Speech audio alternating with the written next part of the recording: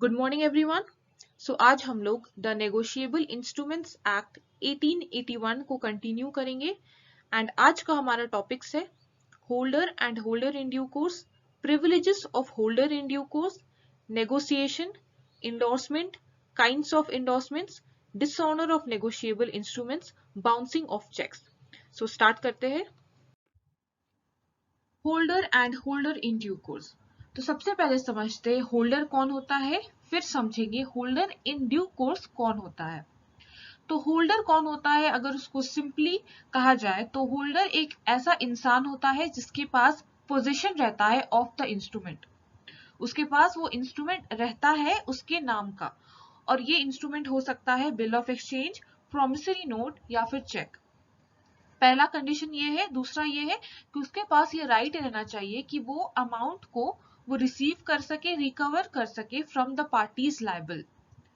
तो होल्डर कहलाने के लिए ये दो कंडीशंस फुलफिल होना बहुत जरूरी है।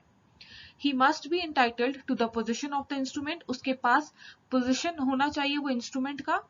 Second, he must be entitled to receive the amount due thereon from the parties. तो उस पर्सन के पास ये राइट रहना चाहिए कि वो पेमेंट को रिसीव करे।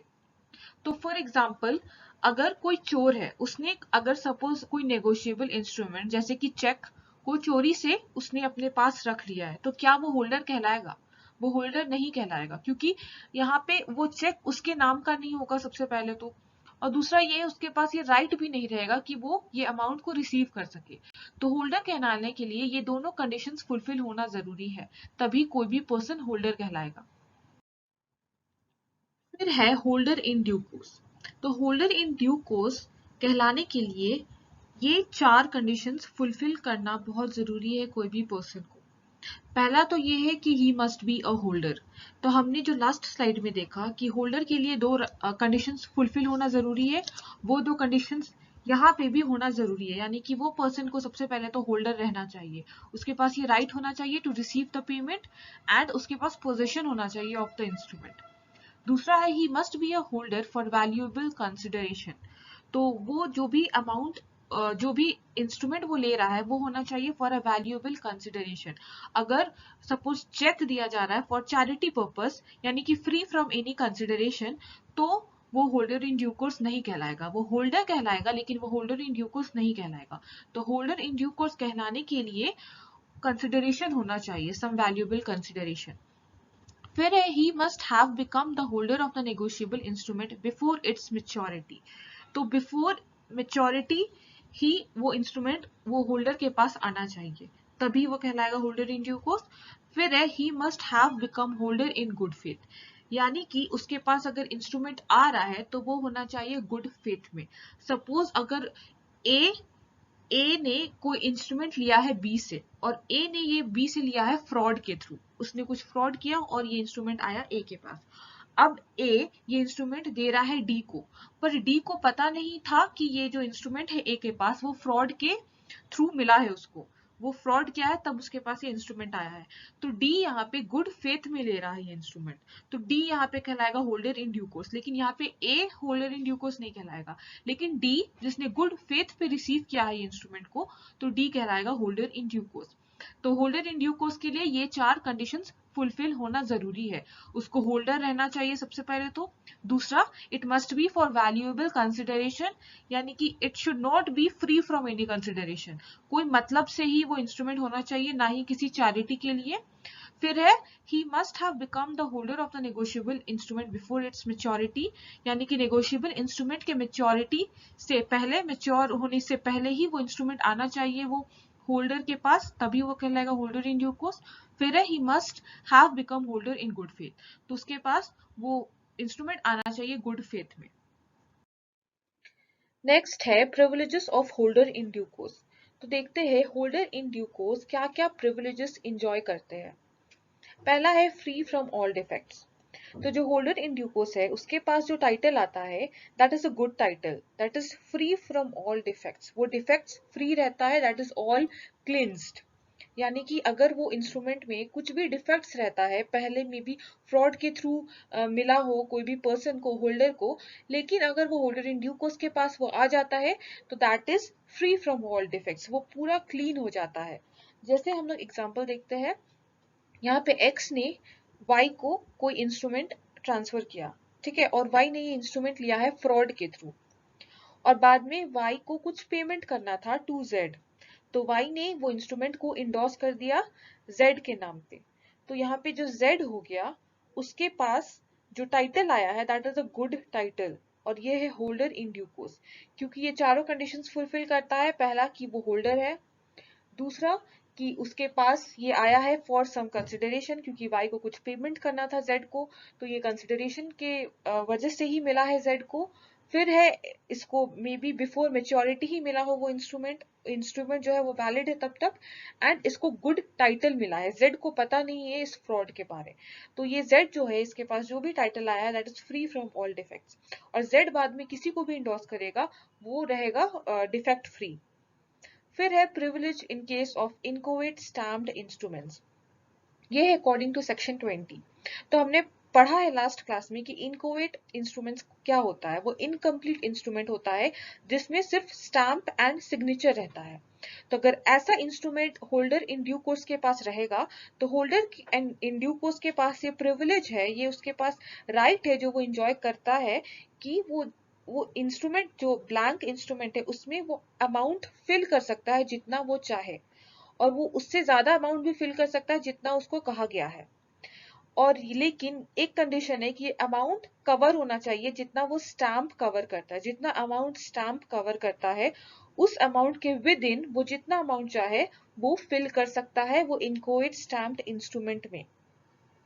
फिर है लाइबिलिटी ऑफ प्रायर पार्टीज, तो जितना भी प्रायर पार्टीज है टू अ नेगोशिएबल इंस्ट्रूमेंट उन लोग लाइबल रहते हैं टू अ होल्डर। जैसे ये जेड है, ये होल्डर इन ड्यू कोर्स है, तो जब तक वो इंस्ट्रूमेंट ड्यूली सेटिस्फाइड नहीं हो जाता है तब तक ये प्रायर पार्टी जितने भी है X Y, they will continue to remain liable to a holder in due course.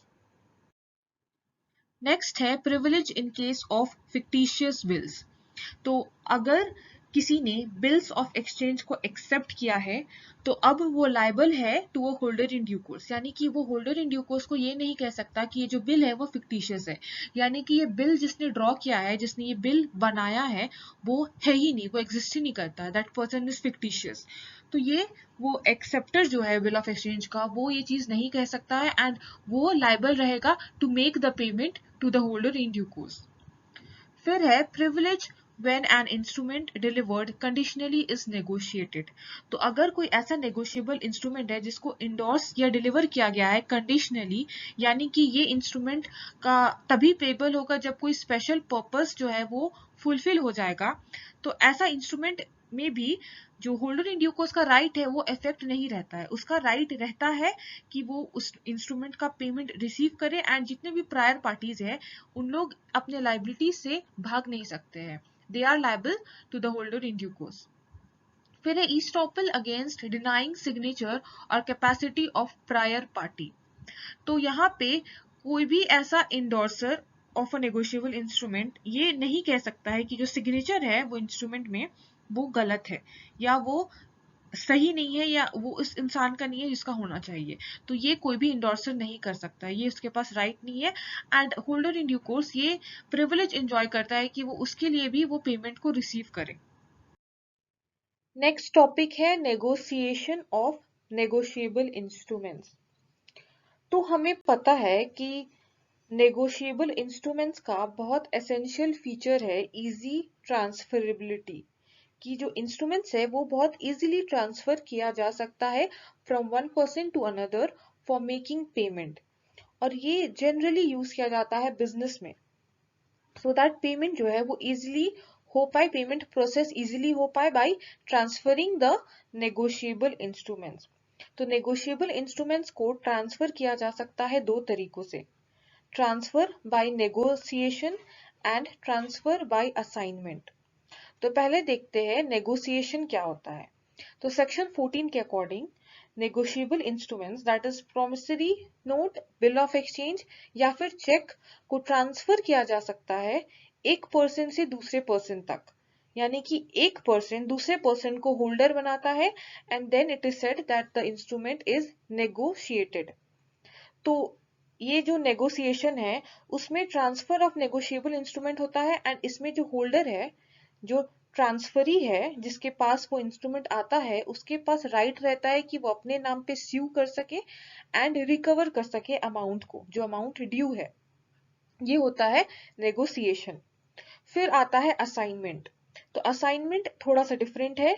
इसमें क्या होता है, इसमें transfer of a right to receive the payment of a debt by one person to another person by way of a written document is called as assignment.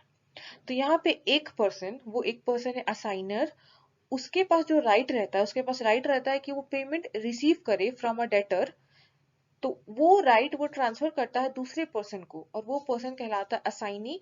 और ये right वो transfer करता है रिटन डॉक्यूमेंट के through और ये कहलाता है असाइनमेंट। तो ये जो इंस्ट्रूमेंट है, if an instrument is transferred by assignment the transfer of property act applies. तो यहाँ पे transfer of property act apply होता है असाइनमेंट में, लेकिन नेगोशिएशन में नेगोशिएबल इंस्ट्रूमेंट एक्ट 1881 अप्लाई होता है। और यहाँ पे कहा जा रहा है in case of transfer by assignment the privileges of the negotiation will not be available to the assignee, that is he will not enjoy the rights of holder in due course। तो negotiation में जो holder है वो ये rights of a holder in due course को enjoy कर सकता है, वो privileges रहता है इंडोर्सी के पास या फिर जो होल्डर इन ड्यू कोर्स है। लेकिन यहाँ पे जो असाइनी है उसके पास ये राइट नहीं रहता है। नेक्स्ट देखते हैं differences between negotiation and assignment. पहला है फॉर्मेलिटीज। तो हमें पता है नेगोशिएशन में जो इंस्ट्रूमेंट्स है उसको हम लोग ट्रांसफर कर सकते हैं, नेगोशिएट कर सकते हैं बाय मियर डिलीवरी या फिर इंडोर्समेंट। हम लोग मियर डिलीवरी करते हैं बियरर इंस्ट्रूमेंट में और ऑर्डर इंस्ट्रूमेंट में हम लोग इंडोर्समेंट के बाद उसको ट्रांसफर करते हैं। लेकिन असाइनमेंट में चाहे वो बियरर इंस्ट्रूमेंट हो या ऑर्डर हो, उस दोनों में ही रिटन डॉक्यूमेंट होना बहुत जरूरी है एंड जो ट्रांसफरर है या फिर जो असाइनर है उसका सिग्नेचर होना इज इम्पोर्टेंट। फिर है नोटिस ऑफ ट्रांसफर। तो असाइनमेंट में क्या होता है, नोटिस दिया जाता है। Notice of transfer of debt is required to be given by the assignee to the debtor in order to complete his title. जो असाइनी है उसको डेटर को ये नोटिस देना पड़ेगा कि अमाउंट जो है वो आ गया है मेरे पास एंड उसके बाद जो टाइटल है वो कंप्लीट हो जाएगा। लेकिन नेगोशिएशन में ऐसा कुछ नोटिस का रिक्वायरमेंट नहीं रहता है। फिर है टाइटल। तो हमने अभी जस्ट देखा कि नेगोशिएबल इंस्ट्रूमेंट में जो ट्रांसफरी है जिसके पास नेगोशिएबल इंस्ट्रूमेंट आता है और अगर वो गुड टाइटल है, गुड फेथ में उसने लिया है and as a holder in due course उसने रिसीव किया है वो इंस्ट्रूमेंट को, तब he is free from all defects. लेकिन असाइनमेंट में ऐसा नहीं होता है। अगर असाइनी ने ऐसा इंस्ट्रूमेंट रिसीव किया है असाइनर से दैट इज डिफेक्टिव, तो उस केस में भले उसने गुड फेथ में रिसीव किया हुआ हो वो इंस्ट्रूमेंट, उसका जो टाइटल है वो डिफेक्ट फ्री नहीं रहता है। फिर है कंसिडरेशन। तो हमें पता है कि ट्रांसफर बाय नेगोशिएशन में जो इंस्ट्रूमेंट है वो फॉर वैल्यूएबल कंसिडरेशन ही होता है, लेकिन असाइनमेंट में, ट्रांसफर बाय असाइनमेंट में ऐसा कुछ एज्यूम नहीं किया जाता है। नेक्स्ट है मोड्स ऑफ नेगोशिएशन। तो कोई भी नेगोशिएबल इंस्ट्रूमेंट को कैसे नेगोशिएट किया जाता है या फिर किस तरीके से ट्रांसफर किया जाता है। तो दो तरीका है। पहला है नेगोशिएशन बाय मियर डिलीवरी। तो ऐसा negotiable instrument that is payable to bearer, यानी कि उसमें लिखा हुआ है पेबल टू बेयरर, तो उस केस में ये नेगोशिएबल इंस्ट्रूमेंट जो है वो नेगोशिएट हो जाता है, ट्रांसफर हुआ जाता है by deliver only, by mere delivery. उसमें सिग्नेचर का रिक्वायरमेंट नहीं होता है, कोई इंडोर्समेंट का भी रिक्वायरमेंट नहीं होता है। फिर है negotiation by endorsement and delivery. तो यहाँ पे इस नेगोशिएबल इंस्ट्रूमेंट में लिखा रहता है पेबल टू ऑर्डर। उसमें लिखा रहता है कि किस पर्सन को ये इंस्ट्रूमेंट जो है वो डिलीवर होगा। और यहाँ पे जो इंडोर्सर है, यानी कि जो इंडोर्स कर रहा है वो इंस्ट्रूमेंट में, जो सपोज चेक है, वो इंडोर्स कर रहा है उस चेक को कि ये चेक जो है इस पर्सन को इंडोर्स होगा, उसका नाम लिखता है एंड साइन करता है। तो वो होल्डर करता है ये चीज एंड उसके बाद वो चेक को वो डिलीवर करता है टू हिज इंडोर्सी, यानी कि जिस पर्सन के नाम पे वो इंडोर्स किया है उसको वो फाइनली डिलीवर करता है उस चेक को या फिर उस नेगोशिएबल इंस्ट्रूमेंट को। नेक्स्ट देखते हैं अकॉर्डिंग टू सेक्शन 15 इंडोर्समेंट का क्या मतलब होता है। तो इंडोर्समेंट में क्या होता है, जो मेकर है या फिर होल्डर है ऑफ अ नेगोशिएबल इंस्ट्रूमेंट, वो उस नेगोशिएबल इंस्ट्रूमेंट में साइन करता है for the purpose of negotiation. वो साइन करता है सो दैट वो इंस्ट्रूमेंट को वो नेगोशिएट करे, ट्रांसफर करे। वो साइन वो कर सकता है, वो चेक है सपोज तो चेक के फेस में कर सकता है यानी कि सामने, या फिर उसके बैक में पीछे कर सकता है। अगर जगह नहीं है तो वो अलग से एक पेपर भी अटैच कर सकता है वो नेगोशिएबल इंस्ट्रूमेंट में, और उस पेपर में वो लिख सकता है कि किसके नाम पे वो इंडोर्स करना चाहता है एंड वो साइन कर सकता है। तो ये जो काम करता है वो कहलाता है इंडोर्सर, और इसी प्रोसेस को इंडोर्समेंट कहते हैं। और जिसको के पास जाता है ये नेगोशिएबल इंस्ट्रूमेंट, वो कहलाता है इंडोर्सी। नेक्स्ट है काइंड्स ऑफ इंडोर्समेंट्स। पहला है ब्लैंक और जनरल इंडोर्समेंट। तो इसमें जो इंडोर्सर है वो साइन करता है सिर्फ, और ये नहीं लिखता है कि ये जो इंस्ट्रूमेंट है वो किसको ट्रांसफर होना है, यानी कि स्पेसिफाई नहीं करता है वो इंडोर्सी का नाम। तो ये हो जाता है ब्लैंक या फिर जनरल इंडोर्समेंट। और इसको ट्रांसफर किया जा सकता है बाय मेयर डिलीवरी, क्योंकि इसमें स्पेसिफाई नहीं किया रहता है कि किसको किसके पास ये इंस्ट्रूमेंट जाना है, इंडोर्सी का नाम नहीं लिखा रहता है इसीलिए। नेक्स्ट है इंडोर्समेंट इन फुल और स्पेशल इंडोर्समेंट। तो यहाँ पे जो इंडोर्सर है वो सिग्नेचर करता है, और साथ ही साथ वो ये डायरेक्शन भी लिखता है कि ये जो अमाउंट है वो किसको पेबल होना है, किस स्पेसिफाइड पर्सन को पेबल होना है, वो उसका नाम लिखता है, पूरी तरीके से इंडोर्स करता है। तो वो होता है इंडोर्समेंट इन फुल। जैसे कि अगर ए है, ए होल्डर है बिल ऑफ एक्सचेंज का, एंड वो इंडोर्स करना चाहता है बी को, तो वो लिखेगा पे टू बी, और उसके बाद ये जो इंस्ट्रूमेंट है वो बी को मिल जाएगा, एंड बी के पास ये राइट आ जाएगा कि वो पेमेंट को रिसीव करे, जो भी इंस्ट्रूमेंट का जो अमाउंट है that he will receive, and उसके पास राइट आ जाएगा कि वो इंस्ट्रूमेंट को वो नेगोशिएट कर सकता है बाय इंडोर्समेंट। फिर आता है पार्शियल इंडोर्समेंट। तो ये पार्शियल इंडोर्समेंट जो है वो इनवैलिड रहता है। इसमें क्या होता है, इसमें जिसके पास बिल है वो हाफ अमाउंट किसी दूसरे पर्सन को चाहता है उसके फेवर में जाए, और हाफ अमाउंट किसी और को जाए, तो ऐसा इंडोर्समेंट इनवैलिड होता है। फॉर एग्जाम्पल अगर ए कोई बिल को होल्ड करता है, एंड वो बिल है 2000 रुपीज का, और वो इंडोर्स करेगा in favour of B for rupees 1000, और बोलेगा जो रिमेनिंग अमाउंट है वो सी के फेवर में वो इंडोर्स करेगा। तो ये हो जाएगा पार्शियल इंडोर्समेंट, और इस तरीके का इंडोर्समेंट जो है वो इनवैलिड रहता है। नेक्स्ट है रिस्ट्रिक्टिव इंडोर्समेंट। तो सेक्शन 50 में ये रिस्ट्रिक्टिव इंडोर्समेंट को परमिट किया गया है, अलाउ किया गया है।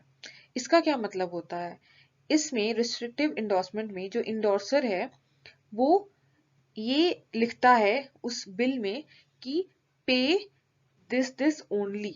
इसका मतलब ये है कि जिसको वो इंडोर्स कर रहा है, जो इंडोर्सी है, अब वो आगे नेगोशिएट नहीं कर सकता है इंस्ट्रूमेंट को, उसके पास ये राइट नहीं है कि ये इंस्ट्रूमेंट को फर्दर वो इंडोर्स करे या फिर नेगोशिएट करे। तो इसलिए इसको कहा जाता है रिस्ट्रिक्टिव इंडोर्समेंट।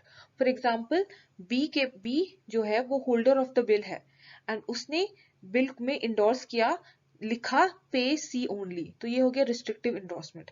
अब सी के पास राइट्स तो है, वो सारा राइट्स उसके पास आ जाएगा जो इंडोर्सर का था, लेकिन उसके पास ये राइट नहीं रहेगा कि वो फर्दर नेगोशिएट करे वो इंस्ट्रूमेंट। नेक्स्ट है कंडीशनल इंडोर्समेंट। तो इसमें क्या होता है, जो इंडोर्सर है नेगोशिएबल इंस्ट्रूमेंट का, वो एक्सप्रेस वर्ड्स में इंडोर्स करता है एंड अपना लाइबिलिटी को डिपेंडेंट बनाता है on the happening of a specified event. For example अगर वो ए है, ए होल्डर ऑफ अ बिल है, और उसने लिखा पे बी और ऑर्डर ऑन हिज मैरिज, यानी कि ये मैरिज जो है वो स्पेसिफाइड इवेंट है, ये मैरिज पे डिपेंड करता है उसका लाइबिलिटी। तो वही है कंडीशनल इंडोर्समेंट, इसमें कुछ कंडीशन अटैच रहता है, वो फुलफिल होने के बाद the amount will be payable. Next है सैंस रिकोर्स इंडोर्समेंट। तो इसमें क्या होता है, जो इंडोर्सर है वो एक्सप्रेसली अपने सारे लाइबिलिटीज को गिव अप कर देता है, यानी कि वो इस तरीके से इंडोर्स करता है कि वो लाइबल नहीं रहता है वो इंस्ट्रूमेंट का किसी भी चीज के लिए। तो वो इस तरीके से कर सकता है इंडोर्सर सैन रिकोर्स इंडोर्समेंट। वो लिख सकता है पे X or order sense recourse, या फिर pay X without recourse to me, या फिर pay X or order at his own risk. ये सारे एग्जांपल्स है इस टाइप की इंडोर्समेंट के लिए। तो इस तरीके से वो जितना भी अपना लाइबिलिटीज है उससे वो फ्री हो जाता है। फिर है फैकल्टेटिव इंडोर्समेंट। तो इसमें जो इंडोर्सर है वो अपना कुछ राइट्स को गिव अप करता है, सारा राइट्स नहीं लेकिन कुछ राइट्स वो इस तरीके से कर सकता है, जैसे पे X or order notice of dishonour waived. तो ये एग्जाम्पल है फैकल्टेटिव इंडोर्समेंट का। तो सैन रिकॉर्ड्स में क्या होता है, वो अपने सारे लाइबिलिटीज से फ्री हो जाता है, और फैकल्टेटिव इंडोर्समेंट में एनी ऑफ हिज राइट्स या एनी ऑफ हिज लाइबिलिटीज से वो गिव अप कर देता है या उसको उससे फ्री होता है। नेक्स्ट टॉपिक है डिसऑनर ऑफ नेगोशिएबल इंस्ट्रूमेंट्स। तो नेगोशिएबल इंस्ट्रूमेंट्स को अगर ऑनर नहीं किया जाए, यानी कि उसको अब परफॉर्म नहीं किया जाए, उसको रेस्पेक्ट नहीं किया जाए वो नेगोशिएबल इंस्ट्रूमेंट को जिस पर्पस के लिए वो बनाया गया है, तो वो कहलाता है डिसऑनर ऑफ नेगोशिएबल इंस्ट्रूमेंट। तो नेगोशिएबल इंस्ट्रूमेंट में be dishonoured by non acceptance या फिर नॉन पेमेंट, और बिल ऑफ एक्सचेंज में होता है नॉन एक्सेप्टेंस। क्योंकि बिल ऑफ एक्सचेंज में क्या होता है, it is an unconditional order, तो वहां पे ये एक्सेप्टेंस का आता है कॉन्सेप्ट। लेकिन जो प्रोमिसरी नोट है एंड चेक है उसमें एक्सेप्टेंस नहीं रहता है, उसमें रहता है डिसऑनर्ड बाय नॉन पेमेंट। और डिसऑनर्ड बाय नॉन पेमेंट में तीनों इंस्ट्रूमेंट्स रहता है, promissory note, bill of exchange and cheque. And dishonour by non acceptance में रहता है बिल ऑफ एक्सचेंज। नेक्स्ट है डिसऑनर बाय नॉन एक्सेप्टेंस। तो देखते हैं बिल ऑफ एक्सचेंज को कब कहा जाता है that it is dishonoured by non acceptance. पहला है जब ड्रॉई रिफ्यूज करता है to accept the bill within 48 hours of presentment for acceptance. यानी कि बिल को प्रेजेंट किया जाता है एंड उसके 48 आवर्स के बाद तक अगर ड्रॉई नहीं एक्सेप्ट करता है तब वो कहलाता है dishonour by non acceptance. Next है अगर प्रेजेंटमेंट में अगर बिल को प्रेजेंट करने में कुछ एक्सक्यूज आता है, कुछ फेलियर आता है, तो उस केस में ये मान लिया जाता है that bill is not accepted and it remains unaccepted.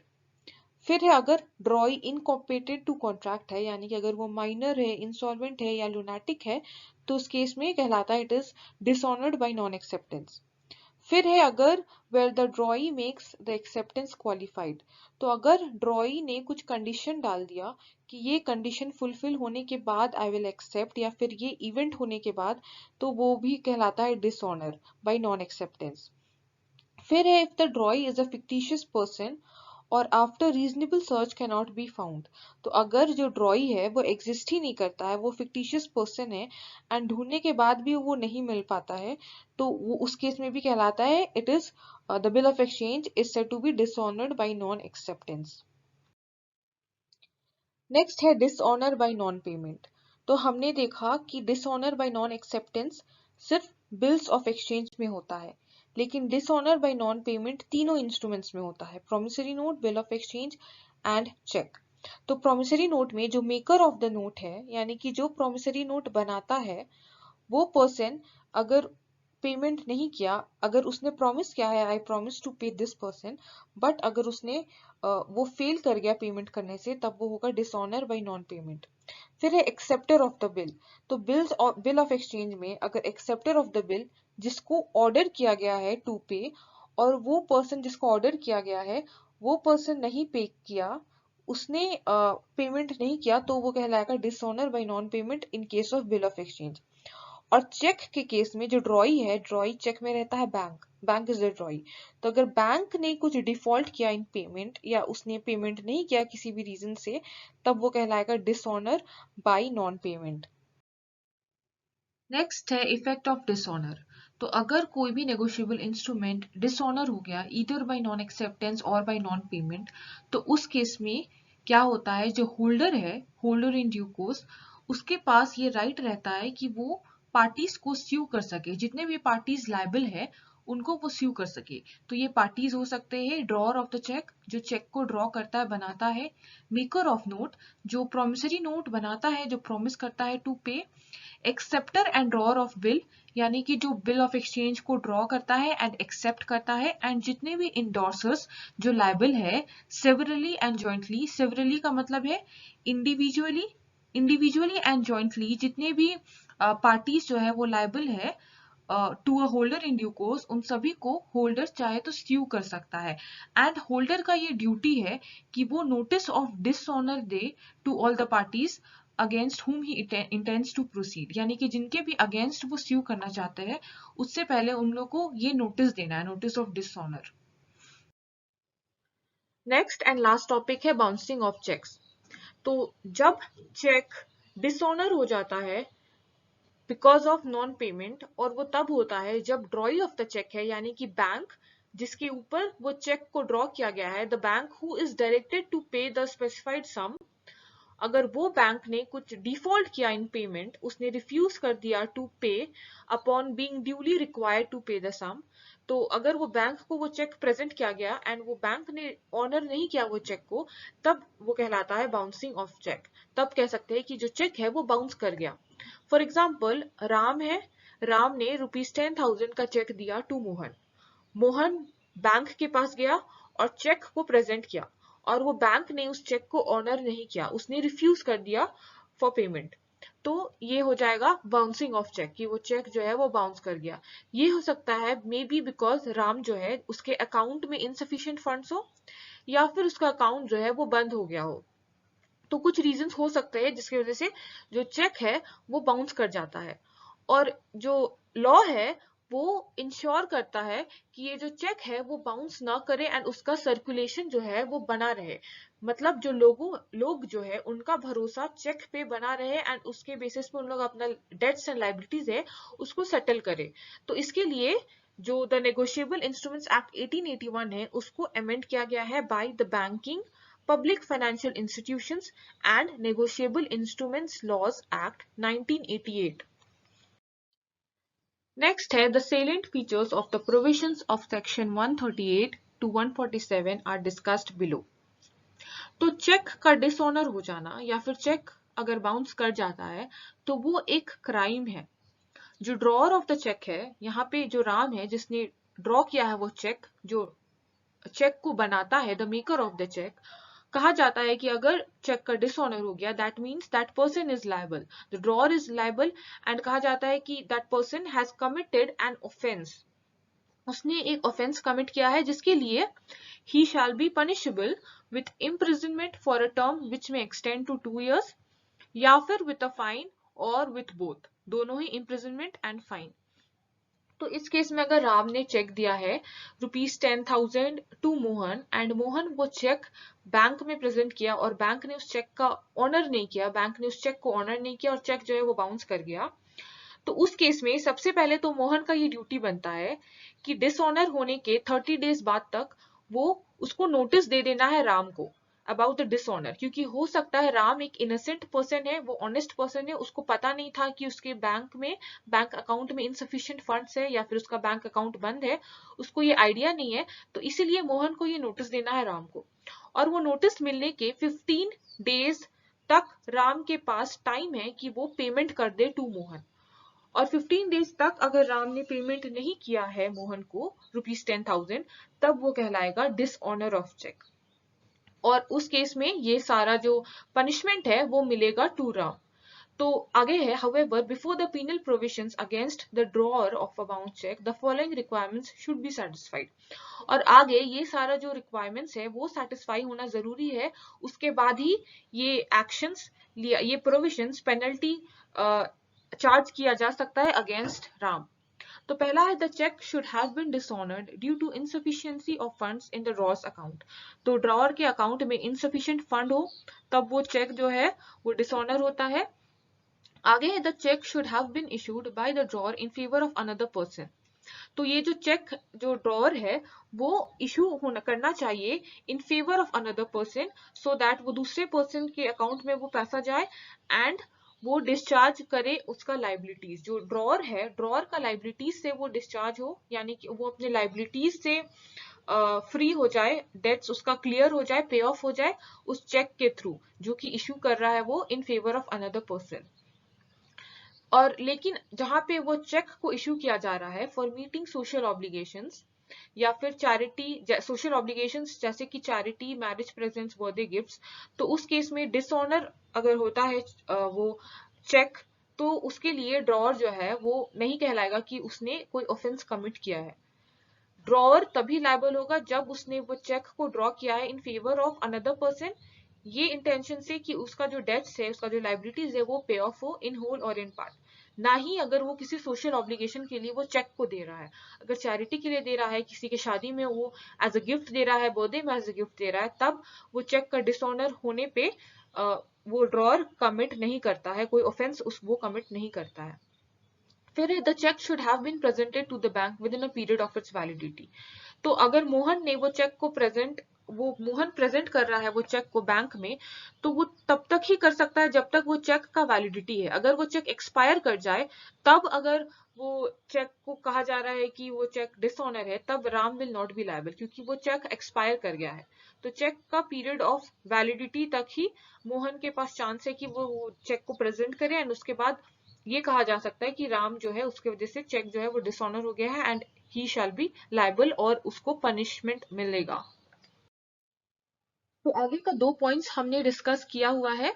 इसमें राम चेक देता है 10,000 मोहन को, मोहन प्रेजेंट करता है वो चेक बैंक में एंड वो चेक डिसऑनर हो जाता है, और मोहन को ये इन्फॉर्मेशन मिलता है कि वो चेक जो है वो डिसऑनर हो गया है, या फिर दैट चेक इज बाउंस्ड या अनपेड चेक वो है। तो उसके बाद मोहन के पास 30 डेज का टाइम है, 30 डेज तक 30 डेज तक मोहन जो है वो नोटिस भेज सकता है राम को regarding the dishonour of cheque, and वो डिमांड कर सकता है पेमेंट।